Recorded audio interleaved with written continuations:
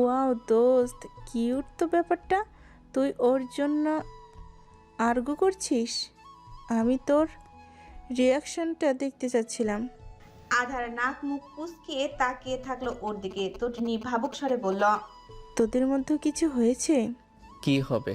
ভ্রু কুঁচকে বলল আধার। তটিনী মিটিমিটি করে হেসে বলল। স্বামী স্ত্রীর মধ্যে যা হয়। আধার বিমূর্ত দৃষ্টিতে তাকালো ওর দিকে, পরক্ষণে ধরফড়িয়ে বলল। পাগল হয়েছিস? কি বলছিস এসব? She is just 16। শিশু নির্যাতন করতে বলছিস তুই আমাকে? বাট তোদের বিয়ে হয়ে গেছে দোস্ত, এভাবে কতদিন চলবে? তোদের মধ্যকার সম্পর্কটার একটা নাম আছে, সে সম্পর্কের পূর্ণতা দেওয়া দরকার। আধার বাদ ছেদে বলল। তটিনী, এসব বলিস না প্লিজ। ও এসে শুনতে পাবে। এমনিতেই আমার সাথে কথা বলে না। এসব কানে গেলে আমার সামনেই আসবে না। আর ওর আর আমার মধ্যে তেমন কিছু হওয়া সম্ভব না কোনো দিন। চাঁদনি মানতে পারবে না। ওরে চিনিস না তুই, ও খুব সেনসিটিভ। তার উপর ওর সাথে আমার মারামারি সম্পর্ক। আচ্ছা মানলাম, ও এখনও ছোট, তাই এসব মানতে পারবে না, বা তোর পক্ষেও এখন আগানো সম্ভব না। চাঁদনি এখন টিন এজ, ওর আবেগের বয়স, তাই তোর সাথে থাকতে ফ্রাস্ট্রেটেড হয়ে যায়। বাট ও একদিন বড় হবে, অনেক কিছু পরিবর্তন আসবে ওর মধ্যে। তখনও কি এ সম্পর্ক এভাবেই চলবে? তখন সংসার হবে না তোদের। চাঁদনি বড় হলে সংসার হওয়ার চান্স আছে। আধার মুখ কালো করে বসলো, দীর্ঘশ্বাস ফেলে বলল। কি জানি, ও বড় হতে হতে এই নামমাত্র বিয়ের সম্পর্কটাই না ভেঙে যায়। তটিনী আতকে উঠে বলল। মানে ডিভোর্স দিবি ওকে? জানি না। আধার, এমনটা করতে পারিস না তুই। ডিভোর্সের ট্যাগ লেগে যাবে ওর গায়ে, বুঝতে পারছিস? ডিভোর্সের পরবর্তী জীবনটা ওর জন্য কেমন হবে? ওই ছোট্ট মেয়েটা সমাজের মানুষের কটাক্ষগুলো সইতে পারবে না। এই জন্যই তো পারতেছি না তটিনী। ডিভোর্স পরবর্তী চাঁদনির জীবনটা কেমন হবে এই ভেবে ভেবেই তো ডিপ্রেশনে চলে যাচ্ছি আমি। না ওরে ছাড়তে পারতেছি, না ওরে ধরতে পারতেছি, না ওরে বউ হিসেবে মানতে পারতেছি। ডিভোর্স দিলে তো অনেক আগেই দিয়ে দিতাম। কষ্ট যে নিজে কম দিচ্ছি এমনও না, কিন্তু ডিভোর্সের পর ওকে সবাই পিঞ্চ মেরে মেরে কথা বলবে, খোঁটা দিবে। আমার দেওয়া কষ্টগুলো ও মেনে নেয়, কিন্তু ও যদি অন্যদের কথায় কষ্ট পায় সেটা আমি মানতে পারবো না। আধারের কণ্ঠে অসহায়ত্ব। তটিনী উদ্গ্রীব স্বরে বলল। এতই যখন ভাবছিস ওকে নিয়ে, ও যেমন, ওকে তেমনইভাবে মেনে নেওয়া যায় না।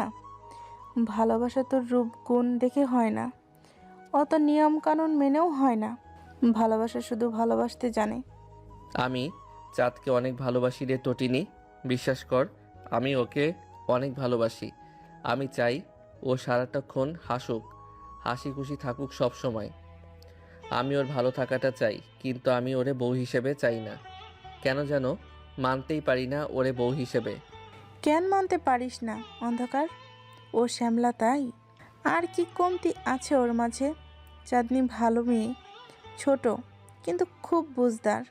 তোর সাথে খুব মানায় ওকে। সেটা তোর মনে হয়, কিন্তু আমি ওরে আমার পাশে মানতে পারি না। জানিস, ছোটবেলা থেকে আমার একটা স্বপ্ন ছিল আমার বউ খুব ফর্সা হবে, দুধে আলতা, গায়ের রং হবে তার। মানুষ আমাদেরকে দেখলেই বলবে আমাদের জুটি একদম পারফেক্ট, রাবনে বানাদি জরি টাইপ। আমার বন্ধুরা আমার বউকে দেখলেই বলবে ভাবি তো খুব সুন্দরী। কিন্তু আমার বাবা আমার সে স্বপ্ন ধূলিসাৎ করে দিয়েছে। চাঁদনি আমার স্বপ্নের সে নারী না। আমি কারো সামনে চাঁদনির পরিচয় দিতে পারি না, লজ্জা লাগে আমার। জানি এতে ওর কোনো দোষ নেই, কালো হওয়াটা তো ওর অপরাধ না, তবুও কোথাও যেন একটা আফসোস থেকেই যায়। তটিনীর এবার ভীষণ রাগ লাগছে। এমনিতেই ও নারীবাদী, মেয়েদের প্রতি কোনো অন্যায় সহ্য করতে পারে না। তার উপর আধার কন্টিনিউসলি চাঁদনির গায়ের রং নিয়ে রেসিসম করে যাচ্ছে। তটিনী ঘুমট স্বরে বলল। তোর মনটা তোর নামের মতোই অন্ধকার রে। উফ, কি জঘন্য তোর চিন্তা ভাবনা। তোর মতো যে ভালোবাসতে পারে তার কোনো মানুষকে ঘৃণা করার দরকার নাই। তোর ভালোবাসা ঘৃণার চেয়ে বেশি টক্সিক। মরণ ব্যাধি। আমি আসলেই বুঝতে পারছি না এটা কেমন ভালোবাসা তোর। আধার কিছু বলল না, মুখ কালো করে চেয়ে থাকলো ওর দিকে। একটু পর চাঁদনি নামলো উপর থেকে। দুজন ওকে দেখে নিজেদের কথার ইস্তফা ঘটায়। চাঁদনির সাথে অনেক গল্প করলো তটিনী, তবে তা বেশিরভাগই চাঁদনির একাডেমির লাইফ নিয়ে। তটিনী একবারও ওর মুখে হাসি দেখেনি। ও কিছু বললেও ভদ্রতার খাতিরে জোরপূর্বক হাসছিল। তটিনীর খালি মনে হচ্ছে চাঁদনি ওদের কথোপকথন শুনেছে। ওর খুব খারাপ লাগছিল মেয়েটার জন্য। বুয়া খাবার রেডি করার পর ওরা তিনজন একসাথেই খেতে বসলো। তটিনী খেয়াল করেছিল চাঁদনি তেমন খাচ্ছিল না। পাখির আহার করছিল মেয়েটা। মুখটা মলিন, কেমন যেন অঢেল বিরহ চাহনিতে। ওর চিন্তা হয় চাঁদনির কথা ভেবে। মেয়েটার সব দিক দিয়ে অসহায়। মেয়েটার বাবা কি দেখে যে এমন রেসিস্টারের সাথে ওর বিয়ে দিল তটিনী বুঝে উঠতে পারে না। তটিনী বিদায় নেওয়ার পর আধার আর চাঁদনির মাঝে তেমন কোনো কথা হয়নি। আধার সোফায় বসে ল্যাপটপে কিছু একটা করছিল। চাঁদনি বসলো ওর পাশে একটু জায়গা করে। আধার অবাক দৃষ্টিতে তাকালো ওর দিকে। চাঁদনি এই প্রথমবার নিচ থেকে এসে ওর পাশে বসলো। আধার ভাই, কিছু বলবি চাঁদ? আমি অনেক ভেবে একটা ডিসিশন নিয়েছি। এটা আমার আর তোমার দুজনের জন্যই ভালো হবে। আধার ভ্রু কুঁচকে বলল, কি?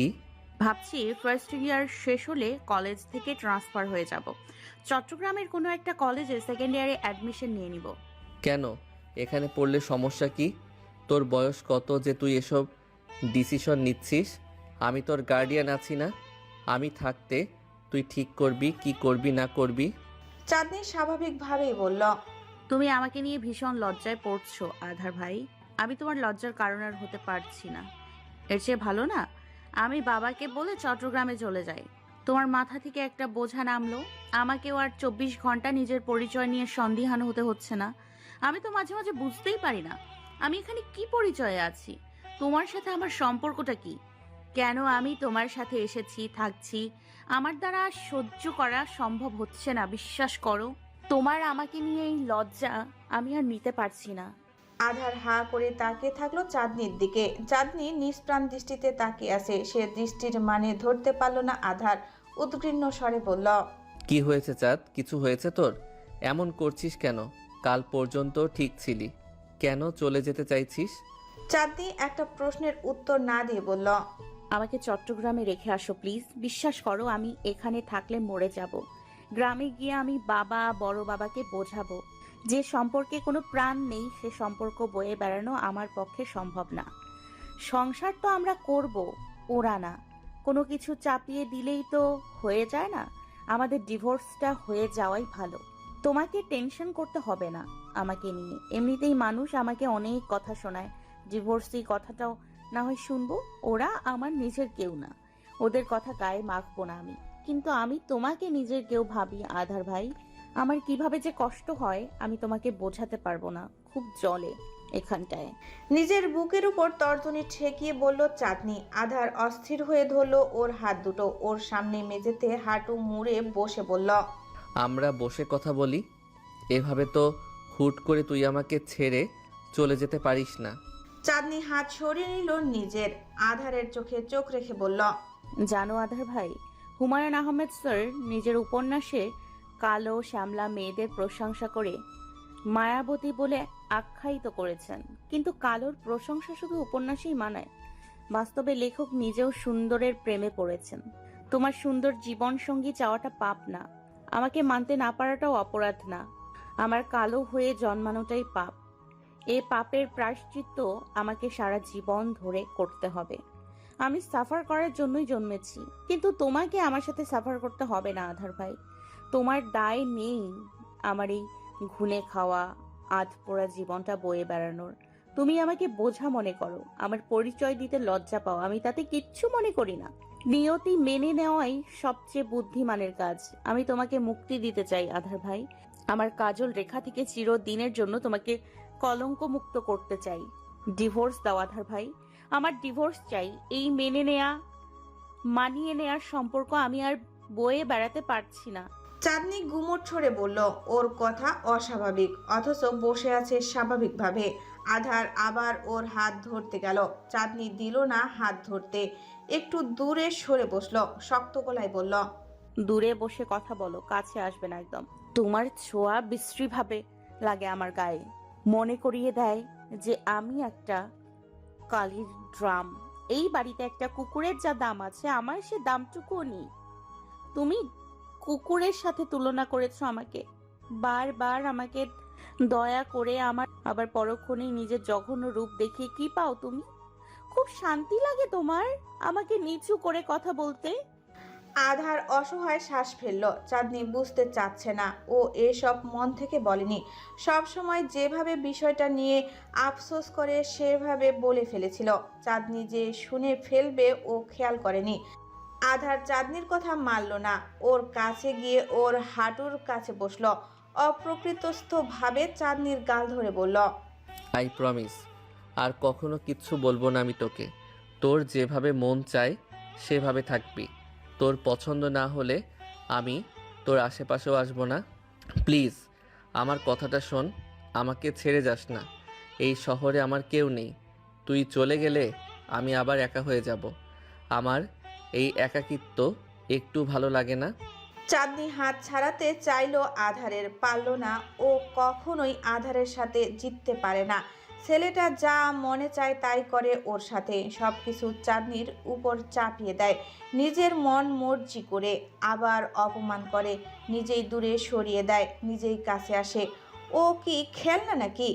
ওর মন নাই? আধার কেন সবসময় নিজের জোরটা খাটাবে ওর উপর? চাঁদনির কান্না পেল। ও অনেকক্ষণ ধরে স্বাভাবিক থাকার চেষ্টা করছে। আধারের হাতের ছোঁয়াও ভালো লাগছে না ওর একটুকু। একটা মানুষ কতটা দুমুখ হতে পারে! এই নিজের বান্ধবীর সামনে ওকে নিয়ে বদনাম করার পর ওই ওকে শান্ত করার চেষ্টা করছে। চাঁদনি কেঁদে দিল, কাঁদতে কাঁদতে বলল, ছাড়ো না প্লিজ, আমার ভালো লাগছে না। কেন ভালো লাগছে না? আমি তোরে ধরতে পারি না? আচ্ছা ছেড়ে দেব। আগে বল আমাকে ছেড়ে যাবি না? আমি কি করে থাকবো তোকে ছাড়া? চাঁদনি হেসকি তুলে বলল, আগে যেভাবে থাকতে সেভাবেই থাকবে। আগেও তো কেউ থাকতো না তোমার সাথে। তোরে সারাক্ষণ চোখের সামনে দেখতে দেখতে অভ্যাস হয়ে গেছে আমার। আমার বাড়িটা খালি করে দিস না চাঁদনি, প্লিজ। আমি আর কিচ্ছু বলবো না তোকে। চাঁদনির চোখের জল দু হাতে মুছলো আধার, গাল ছেড়ে হাত ধরল। চাঁদনি ওর দিকে না তাকিয়ে বলল, সাবিহা আপুকে নিয়ে আসিও। আমাকে ডিভোর্স দেওয়ার পর তার সাথে সংসার করতে তো তোমার কোনো বাধা নেই, এত চিন্তা কিসের? আধার অতিষ্ঠ হয়ে বলল, তোর লগে বিয়া বসছি না একবার, আবার বিয়ে করতে বলছিস, তাও আবার প্রাক্তনের সাথে। বিয়েটা তো না পারতে করেছো। আমি বলছি তো, তোমার উপর কোনো অভিযোগ রাখবো না। আমার কোনো দায়িত্ব নিতে হবে না তোমাকে। আমাকে ডিভোর্স দিলে তোমার নিজের স্বপ্নটা পূরণ করতে পারবা। একটা সুন্দর মেয়ে বিয়ে করলে তোমার বন্ধুরা তোমার বউকে সুন্দর বলবে। আমার মতো কালির সাথে অন্যদের পরিচয় করাতে তোমাকে লজ্জায়ও পড়তে হবে না। আধার পাংশুটে মুখে চেয়ে থাকলো ওর দিকে। চাঁদনি কোনো মতে শান্ত হচ্ছে না, ও কাঁপছে, রাগে কাঁপছে না কষ্টে আধার বুঝতে পারছে না। আধার সোফার উপরে বসে জড়িয়ে ধরলো ওকে, বুকের সাথে ঠেসে ধরে শান্ত করার চেষ্টা করলো। চাঁদনি ছুটতে চাইলো ওর থেকে, শব্দ করে কেঁদে বলল, ছাড়ো, ধরবে না আমাকে। তোমার ছোঁয়া ঘেন্না লাগে আমার। নিজের ওপর খুব রাগ হয়, আর কত কষ্ট দেবে মানুষ মনে হয় না আমাকে? এভাবে একটু একটু করে মারার চেয়ে তো একেবারে মেরে ফেলা ভালো না? আধার আর নরম হয়ে বোঝায় না চাঁদনিকে। এ পর্যায়ে ওর চুল টেনে ধরে শক্ত কণ্ঠে বলল, চুপ, অনেক শুনেছি তোর ফালতু কথা। ছেড়ে যাবি আমাকে? এতই সহজ? নিজের আফসোসের কথাটাও বলা যাবে না? আফসোস রাখতে নেই, সেটাই তো বলছি। আমি নামক আফসোসকে রাইখো না আধার ভাই। সেটা তুই বলবি আমাকে? আমি যেটা বলবো সেটাই হবে। আমার কথার বিরুদ্ধে যেতে পারবি না তুই। আমার কথাই মানতে হবে তোকে, কষ্ট হলেও মানতে হবে। চাঁদনি সেসব কথা শোনে না। আধারের সব কথার অসহ্য লাগছে ওর কাছে। ও ছুটতে চাইছে, দম বন্ধ হয়ে আসছে ওর, অথচ আধার ছাড়ছে না, শক্ত করে বুকের সাথে চেপে ধরে আছে, যেন ছেড়ে দিলেই পালিয়ে যাবে। আর সেটা হতে দেওয়া আধারের নিজের সৌন্দর্যের প্রতি কনফিডেন্স হারানোর মতোই অসম্ভব।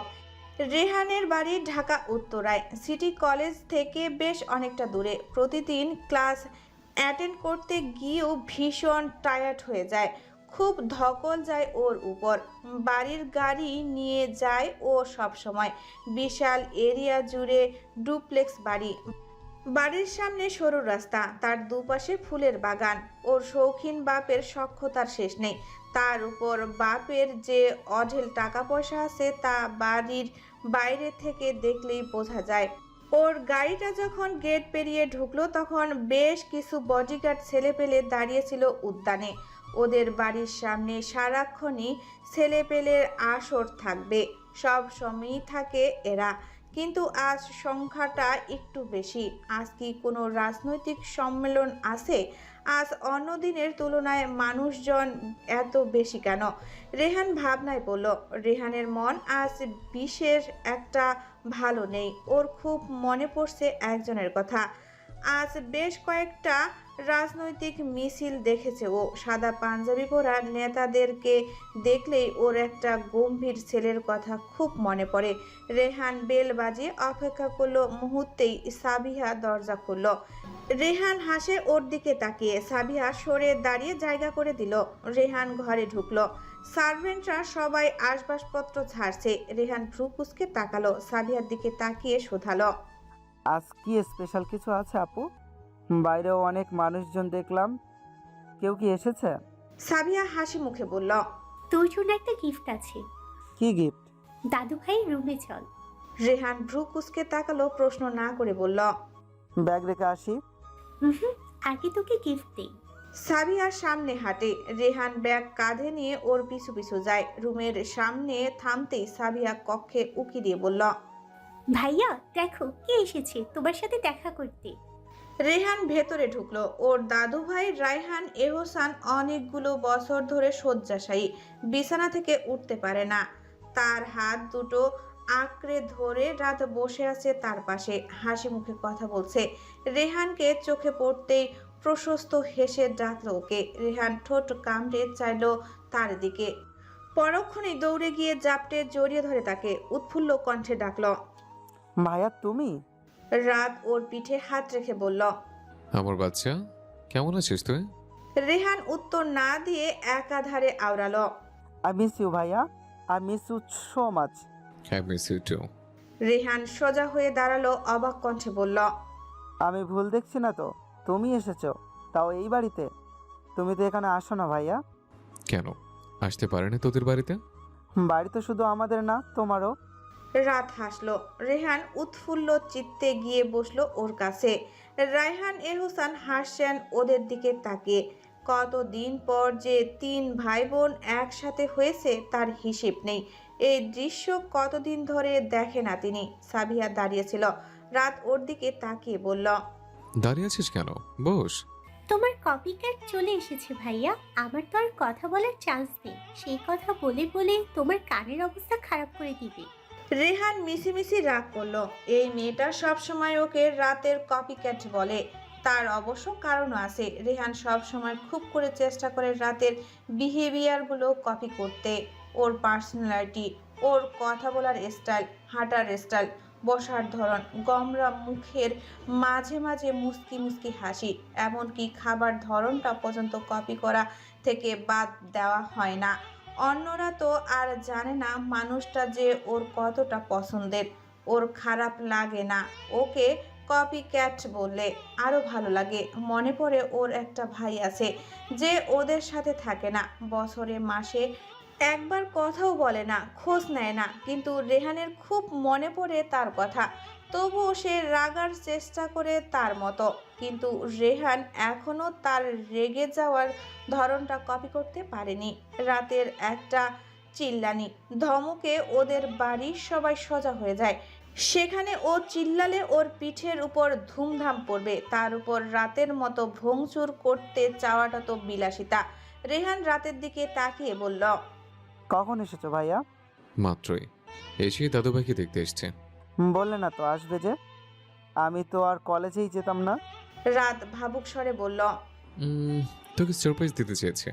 রেহান খুশিতে ওর বাহু জড়িয়ে ধরল। সাবিহা এগিয়ে এসে বলল, হয়েছে ছাড়, ভাইয়া অনেক টায়ার্ড।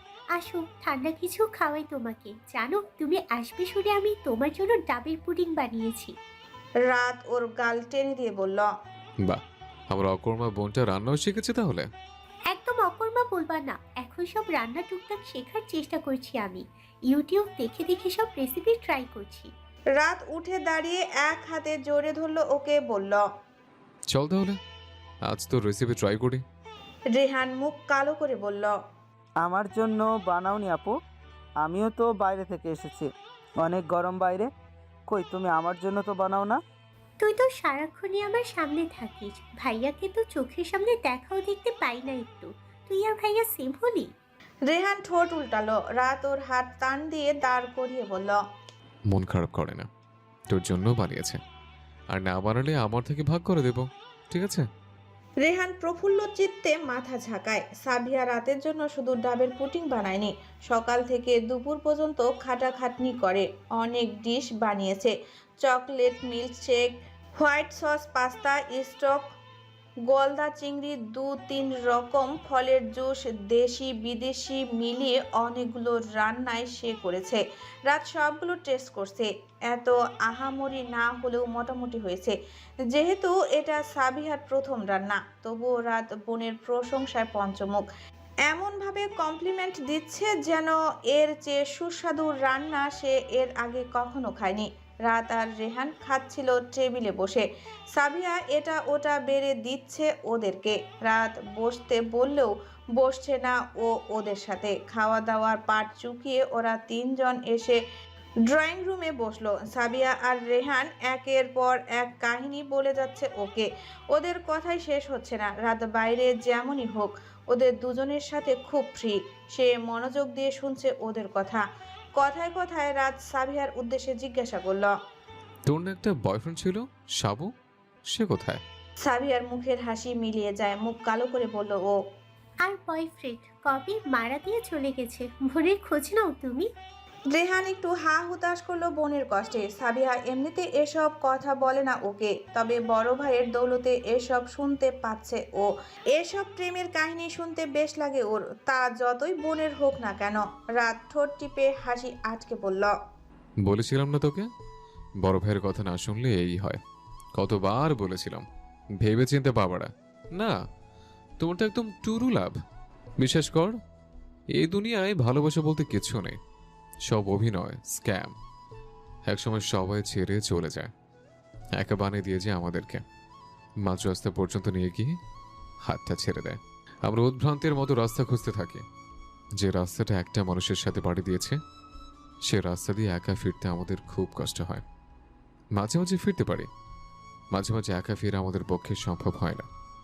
এই জন্যই সাবধান করেছিলাম তোকে, শুনিস নি আমার কথা, এখন কষ্ট পা। সাবিহার মনটা আকস্মিক ভীষণ খারাপ হয়ে গেছে। মুখ কালো করে বসে আছে ও। রাত গালে হাত ঠেকিয়ে তাকিয়ে আছে ওর দিকে। তার বোন যে এতটা সিরিয়াস রিলেশনশিপে ছিল রাত জানতো না। সাবিহা ছেলেটার কথা অনেকবারই বলেছে রাতকে। বলেছিল ওর বিয়ে শুরু থেকে সব কিছু রাত অ্যারেঞ্জমেন্ট করবে। নিজের প্রেমিককে প্রথমে নিজের মা বাবার সাথে দেখা না করিয়ে ভাইয়ের সাথে দেখা করাতে চেয়েছিল সাবিহা। রাত বলেছিল ঢাকায় আসলে দেখা করবে। তারপর মাঝখানে অনেক দিন সাবিহার সাথে কথা হয়নি ওর। সাবিহা বলেনি, রাত খোঁজ নেয়নি। এর মাঝে মেয়েটার ব্রেকআপ হয়ে গেল। রাত ভাবুক স্বরে বলল, ব্রেকআপ কেন হলো?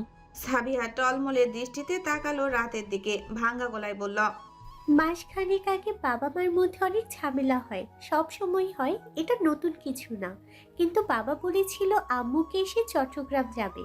জানো তো তারপর আম্মু কিরকম রিয়েক্ট করবে? বলেছিলাম তো তোমাকে, তুমি তো আমলে নাওনি।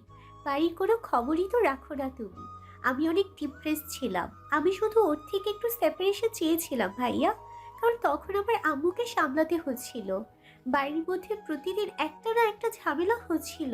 দাদু ভাই তো আগে থেকে অসুস্থ ছিল। আমি তার সাথে যোগাযোগ করতে পারিনি। ইভেন আমার কোনো বন্ধুর সাথেই আমার কথা হতো না। সে এটা স্বাভাবিকভাবে নিতে পারেনি। আমার একটু সময় চাওয়াটাকে সে আমার ইগো ভেবে দিয়েছে আমি ব্রেকআপ করেছি। এখনও দেখা হলে দোষারোপ করে, কিন্তু আমি দোষী নই। সাবিহা নাক টেনে কান্না আটকালো। রাত ঠোঁট কামড়ে তাকালো ওর দিকে, একটু নীরব থেকে প্রশ্ন করলো। খুব ভালোবাসিস ছেলেটাকে? সাবিহার এবার চোখের পানি গড়িয়ে পড়ে। ও সত্যি ছেলেটাকে ভালোবাসে, অনেক ভালোবাসে। বুকের মধ্যে কেমন কষ্ট হয় সে অন্যের এটা ভাবলেই। আগে কখনো এত ফিল করেনি। হারিয়ে যাওয়ার পর যন্ত্রণাগুলো টের পাচ্ছে বেশি। খুব। রাত মিষ্টি করে হাসলো, বোনের মাথায় হাত রেখে বলল, তোর রিলেশন জোড়া লাগানো দায়িত্বটা বরং আমি নেই। আমার বোনকে ছেড়ে যাওয়া এত সহজ না। সে আসবে না ভাইয়া, খুব ইগো তার। সে নিজের অ্যাটিটিউড জারি রাখার জন্য এমন হাজারো ভালোবাসার মানুষকে কোরবান করে দেবে। রাত গম্ভীর দৃষ্টিতে তাকিয়ে বলল, তোর বাপের মতো আর কি।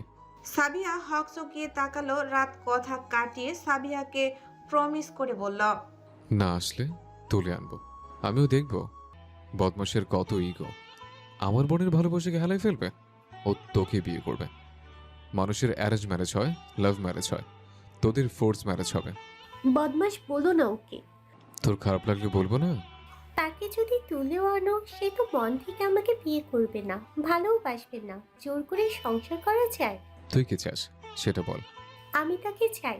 তাহলেই হলো, ও তোরই হবে। সাবিহার সংশয় যায় না আধার বিবাহিত। এ কথাটা রাতকে বলতে পারবে না ও।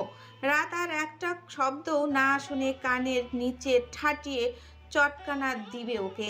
ভালোবাসা, সংসার এসব রাতের চোখে বালি হলেও মানুষের সংসার নিয়ে খুব সেনসিটিভ ও।